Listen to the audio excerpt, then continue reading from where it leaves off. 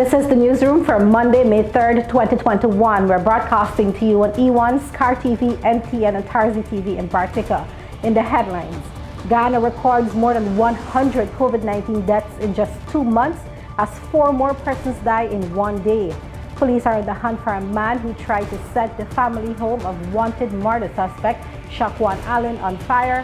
The spiraling cost of implementing online equipment further delays the sittings of the Parliament. I have no idea when we will have the next sitting of Parliament, but we are trying to put mechanisms in place. Fly Jamaica still owes Guyanese millions of dollars in refunds since 2019. I'm disappointed that Fly Jamaica at that time, we did not have the requisite financing in place. And in sport, Enmore Community Center receives $10 million from Sport Ministry for ground enhancement. And CJIA President Ricky Skerritt says no cricket academy in the immediate future. With the news, I'm Fariza Hanif. We're glad you can join us. Guyana has recorded 103 COVID-19 deaths in just under 2 months following the deaths of 3 men and 1 woman on Sunday. Vishani Raghaber has our story. The latest fatalities are a 53-year-old woman from Region 4, a 67-year-old man from Region 6, a 72-year-old man also from Region 4, and a 56-year-old man from Region 7. According to the Health Ministry, the individuals died while receiving care at a medical facility on Sunday. With these 4 deaths, the total COVID-19 death toll since March last year has risen to 303. Importantly, in about 1 year, from March 11, 2020 to March 4, 2021, Guyana recorded exactly 200 deaths. From March 4, 2021 to now, Guyana has seen a surge in both the number of people infected daily and the number of lives lost due to COVID-19. In the 2 months since March 4, 103 lives have been lost. In April alone, the deadliest month of the pandemic so far, 65 individuals who were infected with the SARS-CoV-2 virus that causes the disease COVID-19 lost their lives. May has already recorded 5 deaths. When asked recently about the surge in cases and deaths in April, which signals a 3rd wave in Guyana, Health Minister Dr. Frank Anthony underscored that there are no new or novel measures for prevention. We know that preventing the disease, we have to prevent transmission. You prevent transmission by 1, keeping social distancing. So you have to stay far away from people, at least the 6 feet that we've been talking about. Have to avoid crowded environments. Have to wear a mask. And if people are not abiding by these simple requirements, then unfortunately, because they're virus that are circulating within the population, if you're not doing that, you would get infected. Meanwhile, President Dr. Irfan Ali at a recent press conference was stinging in his rebuke of those who continue to go about their activities in a reckless manner and are flouting the COVID-19 guidelines. I just give this example to highlight to you the challenge we face and the requirement for Guyanese to understand that their lives matter. The lives of their family members matter. The lives of people in their community matter. And they cannot be this reckless. They cannot be this reckless. So, I've asked the Prime Minister to discuss at the task force how we now shift the focus on the owners of these facilities and the managers of these facilities. So if the owners and managers allow these breaches at their facilities, then they'll be charged to the full extent of the law. Reporting for the newsroom, this is Vishani Raghaber. Police in Linden are investigating the circumstances relating to a fire at the house of Mary Allen, the grandmother of wanted Linden shallow grave murder suspect Shaquan Allen. Her house, located at Block 22 Wisma Linden, was reportedly scorched by a fire suspected to be arson on Monday at around 4 hours 30. According to the police report, a curtain hanging from one of the windows was set on fire from the outside. A lone male suspect was then observed running away from the scene. Quick assistance from neighbors quickly extinguished the fire. Allen is being sought by authorities for the alleged murder of his girlfriend, 21-year-old Shawnette Dover, who was missing since April 3rd. But her decomposed body was last Friday found buried in a shallow grave in the backyard of the house she shared with Allen at Canvas City, Wisma Linden. Allen's father and Dover's sister remain in police custody over their involvement in a gruesome murder. It is believed that Allen may have fled to French Guiana. Meanwhile, police are on the hunt for a man who beat and stabbed his ex-girlfriend at her Fort Ordnance housing scheme East Kanji Burby's house on Sunday night. Police headquarters in a statement noted that 28-year-old Shanaz Muhammad is hospitalized with several stab wounds to her face, her neck, the back of her head, and her right hand. She is said to be in a stable condition. Police said the man visited the victim's house between 20 hours 30 and 2100 hours. He grabbed her by the hair and inflicted the wounds with a knife. The victim was rushed to the hospital by neighbors and the suspect escaped. Meanwhile, in light of continuing violent attacks against women in Guyana, the Minister of Human Services and Social Security, Dr. Vindia Prasad, is urging men to move on with their lives if a woman wants to end a relationship. In a Facebook post at the weekend, Dr. Prasad highlighted that the continuing horrific murder of women in Guyana by their husbands and partners needs to stop. She urged men not to use their fists or weapons or words to harm or kill, noting that women are not property to be used and abused. Dr. Prasad urged persons in abusive relationships to call the domestic violence 914 number for help.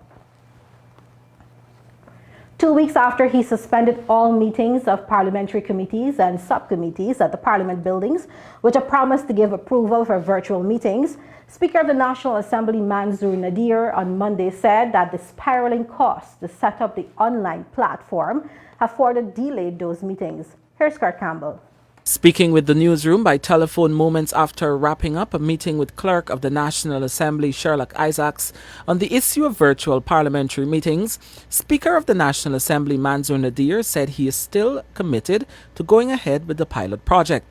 He said while monies were budgeted to procure the necessary bandwidth, infrastructure and equipment, the estimate upon which the budget was done has been found to be far below what the project will actually cost. We have had some discussions, but the cost now is spiraling. So this is one of the problems we have. We had put a certain amount in the budget for the pilot. The initial estimates we had, which covered when the meetings were on, that was way below the estimate that is needed. There wasn't a good match between the bandwidth needed and what we estimated. So we have to reconcile costs. On April 17th, Nadir announced that all meetings of parliamentary committees and subcommittees at the public buildings have been discontinued with immediate effect until further notice. This, the Parliament Office said in a statement, was due to the recent rise in COVID-19 cases. Some 5 members of staff had reportedly tested positive for COVID-19 at the time. Nadir had promised to give approval for virtual meetings of committees when he is satisfied that all members have access to the internet so that they can participate fully in meetings. Nadir said too that the Parliament was still operating with a skeletal staff. As a consequence, he could not say when the sitting of Parliament would be. Nadir said the issue is one linked to vaccination and how to treat persons who have refused to be vaccinated. I have no idea when we will have the next sitting of Parliament, but we are trying to put mechanisms in place so that we could start bringing Parliament back to an operable complement to staff. Right. And there are issues. One is people got to be vaccinated. And what do we do with those who don't want to get vaccinated? Shouldn't they be tested before they come back out? Right. So these are some of the issues that we have to deal with. So I've asked the clerk to look at the rules, because It doesn't make sense we're taking this precaution, shutting down, and then people who are positive will still come in to Parliament. The Speaker also encouraged members of Parliament who have not been vaccinated against the virus to do so. When the newsroom returns, Fly Jamaica still owes Guyanese millions of dollars in refunds since 2019, and 2 more airlines are granted approval to operate here. You're watching the newsroom. Several regional airlines received flack from local travel service agents on Monday, who were summoned to a meeting by Minister of Public Works Juan Edgell following numerous complaints, including their failure to refund passengers promptly. However, the discussion quickly evolved into one that saw the travel agents lodging complaints with the Minister and the Director General of the Guyana Civil Aviation Authority, Egbert Field, about the failure of airlines to process cash refunds. Here's Kurt Campbell. Among the most contentious issue during the meeting with Works Minister Juan Edgell and local travel service agents is the failure of Fly Jamaica, an airline that pulled out of the market and filed for bankruptcy in 2019, to refund its customers. The airline's Boeing 757 had crash-landed at the Cheddi Jagan International Airport at Tamari in November 2018 as a result of hydraulic issues. Travel agents complained that although millions are owed in refunds, Fly Jamaica has not been able to honor repeated promises over the last 2 years to process those refunds.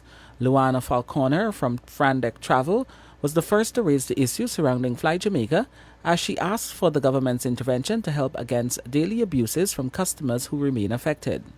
We have a lot of disgruntled passengers that go way back from when Fly Jamaica would have closed operations here.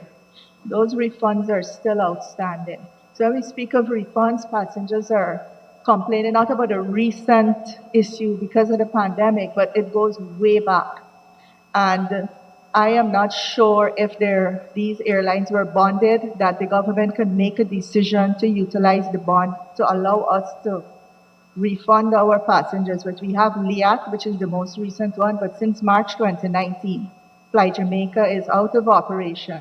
And lots of agencies, Frandec is over $1 million in refund spending that we had to rebook passengers, and the passengers refused to pay. On this issue, the GCCA Director General said he has written to the authorities in Jamaica and outlined the matter. Field said he was told that Fly Jamaica is in receivership and there are several individuals still awaiting payment. There are a number of, or say a long line of individuals who are still awaiting payment. Now, because it is in receivership, the workers, the airline operators, the airport, even the Civil Aviation Authority, his authority, is owed money. So we'll have to wait until that matter has been sorted out with Price Waterhouse, who is handling the matter with Fly Jamaica. Minister Edgell in turn registered his disappointment, saying it is a matter that he is deeply unhappy about. When Eastern was going to pull out, so to speak, or seize their flights, they didn't give us the required information in a timely manner. We heard about it. And as minister, I operationalized mechanisms to ensure that the Guyanese and customers are protected. That is why we have bonds. That is why we hold bonds. I'm disappointed that Fly Jamaica at that time, we did not have the requisite financing in place to take care of those eventualities. I'm very concerned about it. But Fly Jamaica was not the only airline that was flagged for its tardiness in refunding customers. Travel agents said regional carrier LIAT was also causing them and their customers distress. LIAT also has no bond with the government. Field explained that according to local regulations, scheduled carriers are not required to lodge bonds. Another regional airline that was accused of causing unnecessary confusion between passengers and travel agents is Caribbean Airlines. The airline has been accused of lengthy delays in processing the refunds for customers affected by its closure at the start of the COVID-19 pandemic. The Civil Aviation Authority will have to look into these matters, including complaints against Eastern Airlines, which has reportedly not offered cash refunds to customers who were affected during its startup glitches in early 2020. One agent said vouchers were issued to customers since then with several extensions but no movement to offer cash refunds. Again on the issue, Minister Ejil has urged full compliance with local regulations. Ejil said Eastern Airlines has asked the government for a release of part of its bond to address the issue of refund, something Field said the Aviation Authority would advise against since the airline has indicated an intention to operate in the near future. The minister has asked Field to address all of the issues raised with the 3 regional carriers and also to ensure that Guyanese passengers receive their refunds from all airlines. For the newsroom, Kurt Campbell. Government has granted approval for 2 regional airlines to begin planning the Georgetown route soon. With no startup date announced, Minister of Public Works Juan Ejil on Monday said the cabinet approval was granted recently to Inter-Caribbean Airways. It comes weeks after Fly Always was also granted approval. This will be the first time that Inter-Caribbean Airways, a passenger airline based in the Turks and Caicos Islands, will transport passengers to and from Guyana. According to a route map on Inter-Caribbean Airways website, the airline will fly directly from Guyana to Barbados with connecting flights to the rest of the Caribbean. With the expansion of CJIA International Airport, we're also looking to have flights coming from the east, not just Europe and the north, but from the east. Businesses that are coming to Guyana are also coming from that direction. Guyana will still be promoted as a hub for regional travel and for international connectivity. We still want to promote Guyana as a link between the Caribbean and South America. We still want to ensure that we can bring in the wider body jets, carrying more passengers with capacity for greater cargo, to bring costs down with the economy of scales. And perhaps when they get here, shuttle them into French Guiana, Suriname, Brazil, Trinidad, back into the Caribbean. We're looking at working with airlines and through the Ministry of Tourism to share destinations. Why is it that a passenger who buys a ticket to Barbados should not include in that ticket a visit to Guyana? Meanwhile, the Surinamese airline Fly Always had entered the Guyana market in 2016, but pulled out after a year later, claiming a lack of customer support. Upon its return, the airline is slated to operate between Paramaribo, Georgetown and Antigua, Paramaribo, Georgetown and Barbados, and Paramaribo, Georgetown and Curacao. The Public Works Ministry on Saturday last commissioned a new state-of-the-art scanners valuing $400 million at the CJIA International Airport, Timeri on the east bank of Demerara, in keeping with government's promise to ensure that security at Guyana's main port of entry is of the highest standard. More details on this report from Shakima Day. Public Works Minister Juan Ejil, in his remarks at the commissioning ceremony for the new high-tech scanners, detailed that they would replace the current decades-old equipment and would better aid the Customs Anti-Narcotics Unit and airport security to identify persons who want to traffic illegal and illicit items out of Guyana. This is a $400 million investment, $2 million US, funded by the CJIA International Airport with support from the government of Guyana. And essentially, what are we doing today?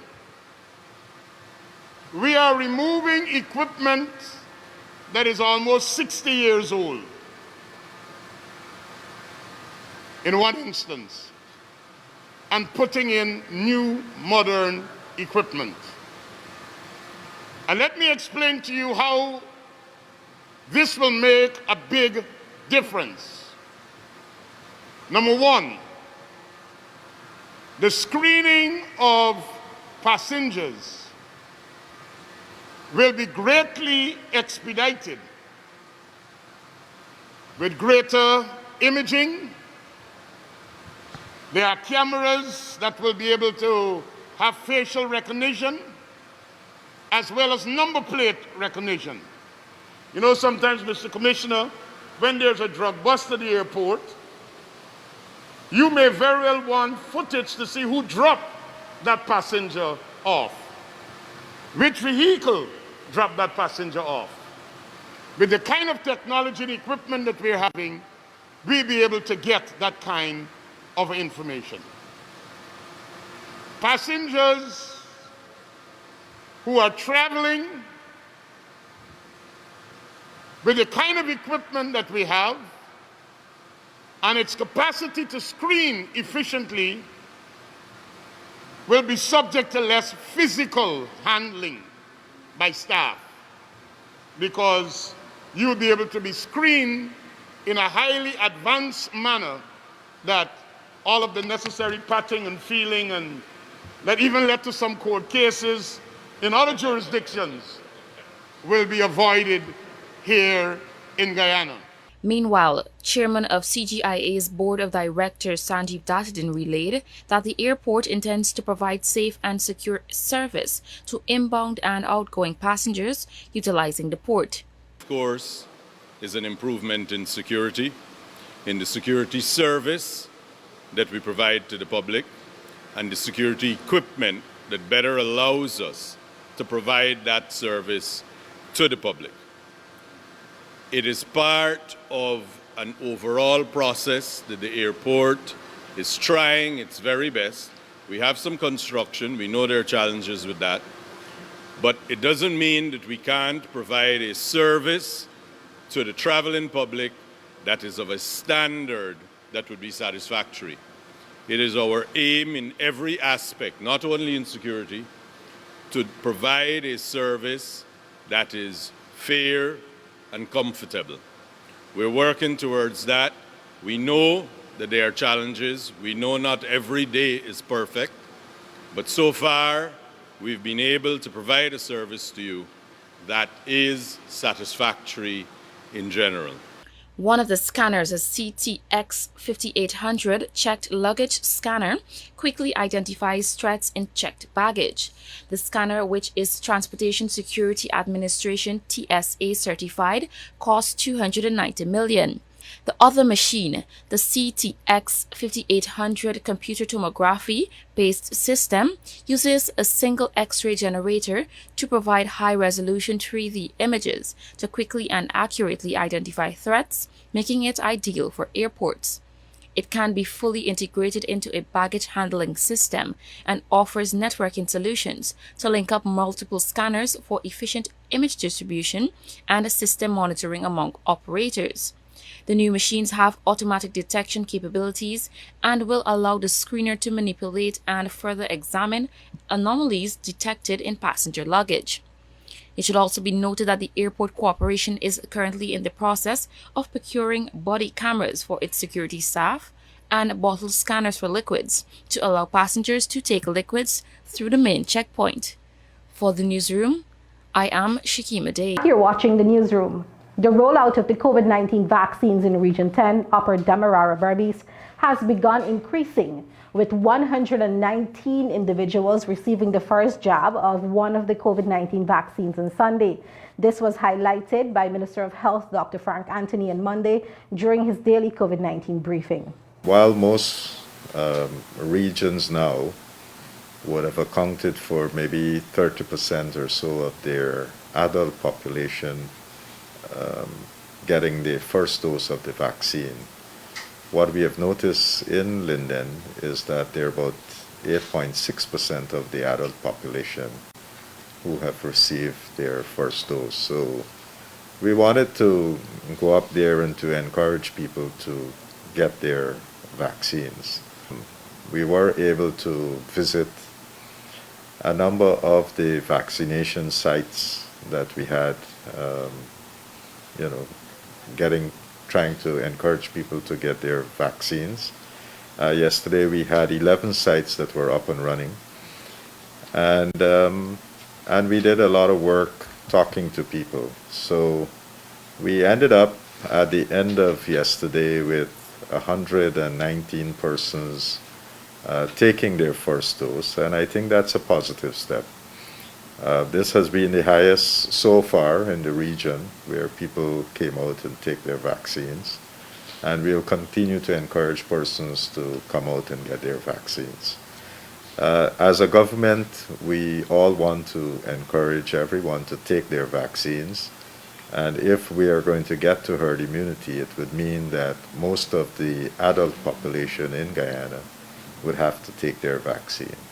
So while it's not mandatory, we are encouraging people to come out and get their vaccines. Meanwhile, the health minister also noted that at the end of Sunday, a total of 142,869 people received their first of 2 COVID-19 jabs. A total of 5,035 people received their first and second doses.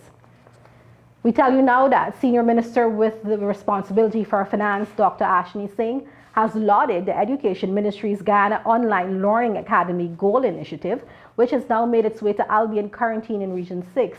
There, the minister who delivered the main address encouraged young Guyanese not to waste the opportunity and to apply for various scholarships, as it will prepare them for Ghana's economic evolution. Shiki Made has her story. Young Guyanese from Albion Quarantine Berbice on Saturday last got a chance to grab application scholarship forms for the Education Ministry's Guyana Online Learning Academy Goal Initiative as the countrywide outreach continues.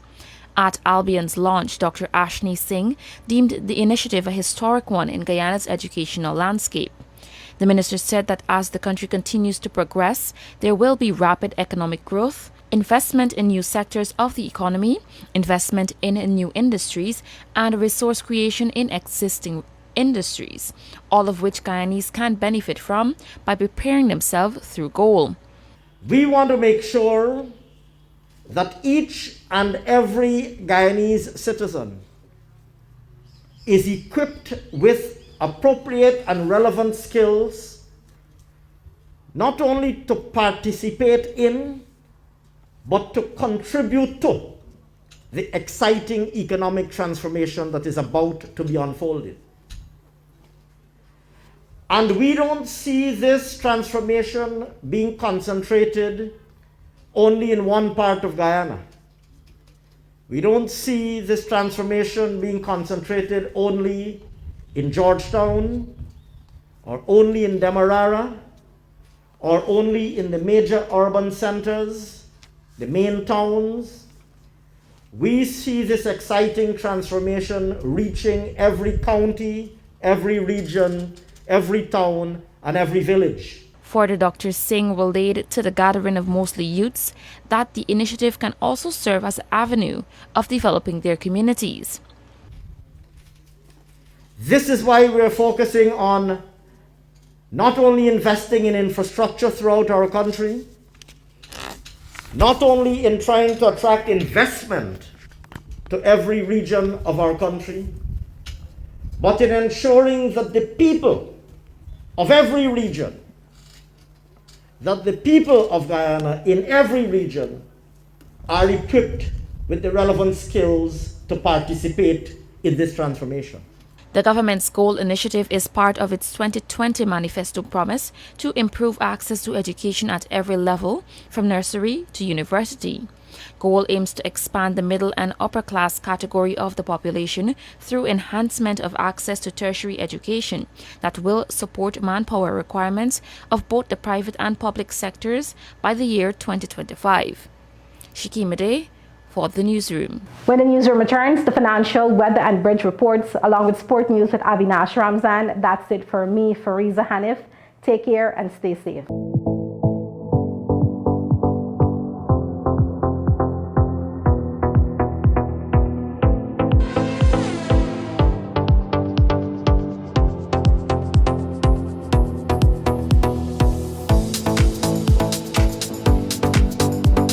Welcome back to Newsroom. Now for a look at what's happening in sport. We start things off by telling you that the Enmore Community Centre ground will soon undergo enhancement works following a commitment of $10 million Guyana to the community by Sport Minister Charles Ramson Jr. on Sunday afternoon.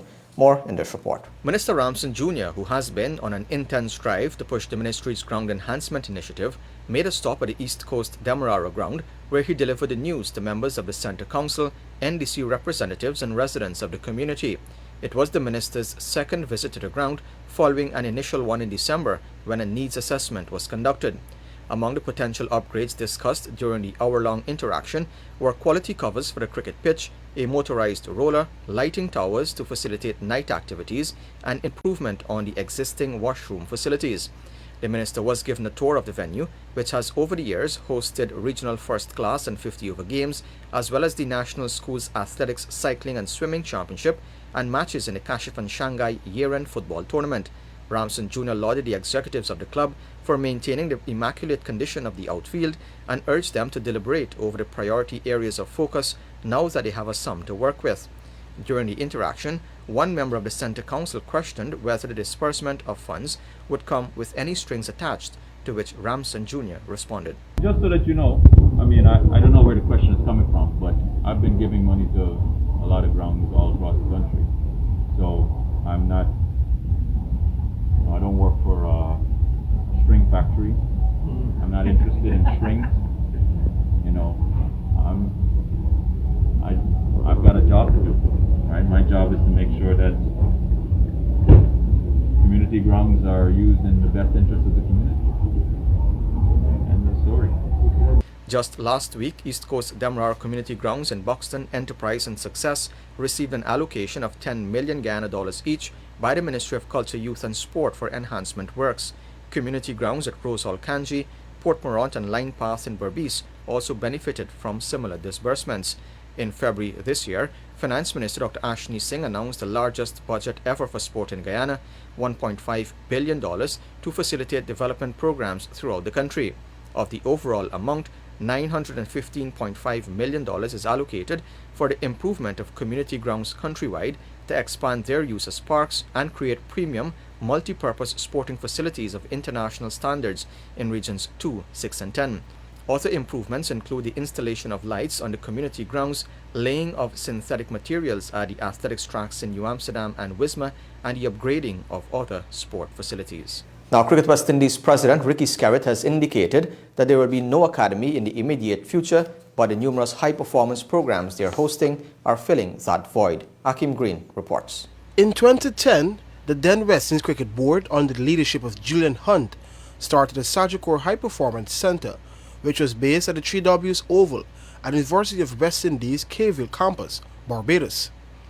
It was geared towards refining skills and charting the way for the development of 15 promising cricketers in the region at that time. In 2016, the HPC at Cayville was closed. In 2017, Cricket West Indies, in conjunction with the government of Antigua, purchased the Stanford Cricket Ground, and among the reasons given for buying the ground was the creation of an HPC. According to Skerritt, they hope to restart the program, but not in such a format. Not in the way it was in place before. Before it was broken down, there was a healthy sponsorship from a financial services company in collaboration with the University of West Indies, who ran the academy and housed players on a full-time basis. We had several players who attended the academy on a full-time basis, lived there on campus, and did some academics, but did 75% cricket. Will we get back to that? We hope so, especially for some of those younger players. But at the moment, the funding just doesn't allow that. In the interim, Skerritt said that high-performance camps cater for more players and individual skill training. So what we do is we do a series of high-performance interventions. We built out a team of high-performance coaches. All of the positions have now been filled. And for instance, when we bring the women in next week, there will be a high-performance plan rolled out on a daily basis. So it's shorter term academy type experiences, except that it ranges from the very young to the very senior. The most senior players will be able to go there and work on the specifics of their game. The academy system really in the past was designed just for young players. The high performance system we have now will be able to deal with, they'll be able to have under 15 camps, they'll be able to have under 19 camps, they'll be able to have camps for the women, they'll be able to do bowling camps, batting camps, fielding camps, etc. Highly specialized interventions with different players at different times. Recently, the president said that they are placing great focus on the emerging players after they would have moved on from the under-19 group. Skyt also felt it is important that the territorial boards play their part in developing programs to continue the growth of these players. For the newsroom, Akim Green.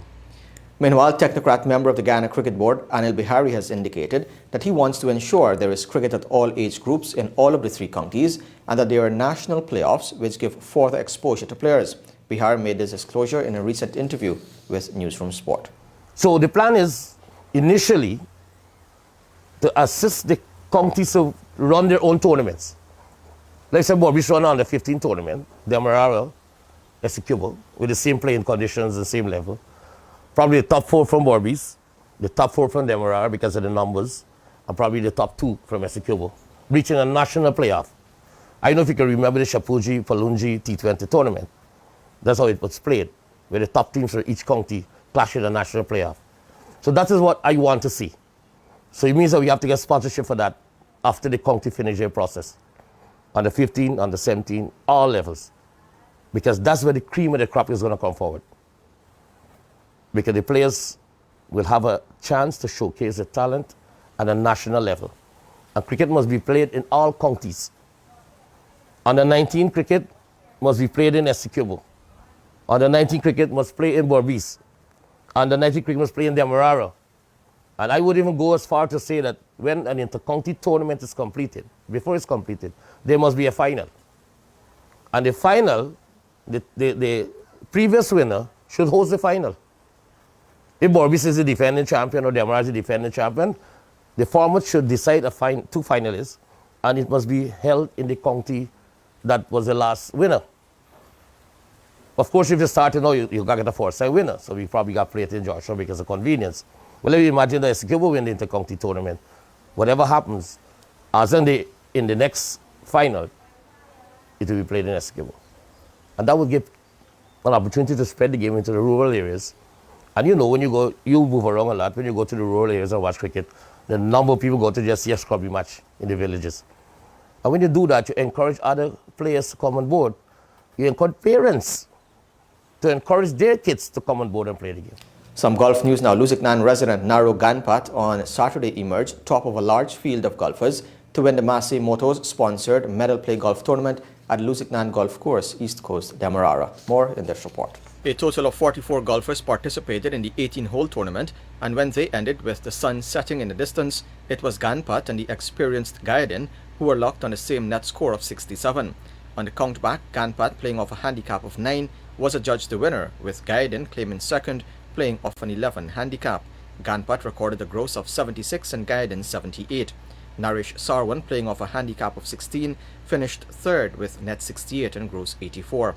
The prizes for the best net score on the front 9 went to Anand Prasad, who recorded 28, while on the back 9, Ganpat had the best net of 32. At the presentation ceremony, Massey Motors was represented by Director Lake Narayan Shivraj, Samantha Finance, and Lyndon Williams. Shivraj, in congratulating the top performers, lauded the players for turning out in their numbers. He noted that the company is pleased to support the development of golf. President of the Lusiknan Golf Club, Patanjali Prasad, expressed gratitude to Massey Motors for its involvement in activities of the club. He reiterated that the club is keen on promoting the game in an environment that lends itself to compliance to the national COVID-19 measures. Prasad also expressed appreciation for the support in the form of sponsorship from the Massey Group. We know our sport is COVID compliant, our facilities are COVID compliant. We are standing on the grounds of 75 acres. I must mention that because we want to let the general public know that we're very conscious of what is going on within the government, the challenges that the country has at this present stage. We'd like to extend the best wishes to the population. for their patience in this period.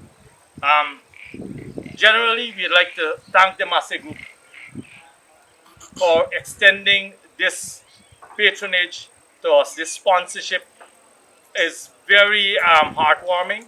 It went well. We had, I think, one of the largest turnout for the year. Another competition is built for this weekend. We tell you now that the fallout from the COVID-19 cases confirmed and suspected within the IPL bubble was felt throughout the day on Monday. The Delhi Capitals, the last team to play against the Kolkata Knight Riders, who have 2 players who have tested positive, have been asked to isolate themselves at their hotel in Ahmedabad. In Delhi, neither the Mumbai Indians nor the Sunrisers Hyderabad, who were scheduled to play each other on Tuesday, trained at the Firoz Shah Kotla ground after suspected positive cases among the ground staff. Monday started with the IPL confirming that the Knight Riders Varun Chakravarti and Sandeep Warrior had been tested positive in Ahmedabad and cancelled their match against the Royal Challengers Bangalore, scheduled for Monday. Within hours in Delhi, the Chennai Super Kings had reported 3 positive cases, including that of Lakshmipati Balaji, who was in the dugout during Saturday's match against the Mumbai Indians. Delhi, currently the most severely affected city in India, has already hosted 4 of its 8 scheduled matches. But there is concern among the franchises after reports emerged that some of the ground staff at the Kotla had tested positive for COVID-19. All 6 venues shortlisted by the BCCI to conduct the IPL, those are Ahmedabad, Delhi, Mumbai, Chennai, Bengaluru and Kolkata, have been among the worst affected cities in the past months. And Lewis Hamilton fought back to pass both Valtteri Bottas and Max Verstappen for a brilliant victory in the Portuguese Grand Prix. The 7-time champion fell to 3rd as Verstappen's Red Bull overtook him at a restart after an early safety car. But he passed Verstappen 4 laps later and then hunted down and did the same to his Mercedes teammate before moving on to control the race. The win gives Hamilton an 8-point championship lead over Verstappen.